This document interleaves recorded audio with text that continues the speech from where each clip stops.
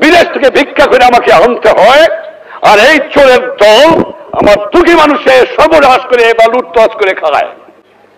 এই জন্য জীবনের যৌবন নষ্ট করি নাই, এই জন্য শহীদরা রক্ত দিয়ে যায় নাই যে কয়েকটা চোরাকার বাড়ি মুনাফাখোর ঘুষখোর দেশের সম্পদ বাইরে বাইরে করে দিয়ে আসে, জিনিসের দাম গুদাম করে মানুষকে না খায় মারে। উৎখাত করতে হবে বাংলার বুকের থেকে এদের। টাকা নাই, পয়সা নাই, চাল নাই, ডাল নাই, রাস্তা নাই, রেলওয়ে ভেঙে দিয়ে গেছে।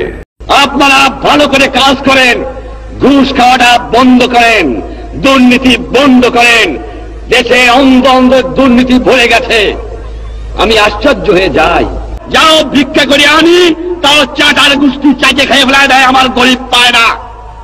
এত চোরের চোর, চোর কোথেকে যে পয়দা হয়েছে আমি জানি না। পাকিস্তানের সব নিয়ে গেছে, কিন্তু এই চোর টুক ফিরে গেছে আমার কাছে। এই চোর নিয়ে গেলে আমি বাঁচতাম, কিছু দালাল গেছে, কিন্তু চোর গেলে বাঁচা যাবে।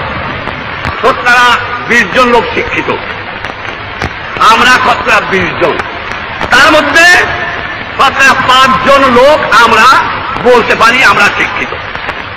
আজকে একটা কথা প্রশ্ন আমার, এই যে দুর্নীতির কথা বললাম, আমার কৃষক দুর্নীতিবাজ না, আমার শ্রমিক না, কে?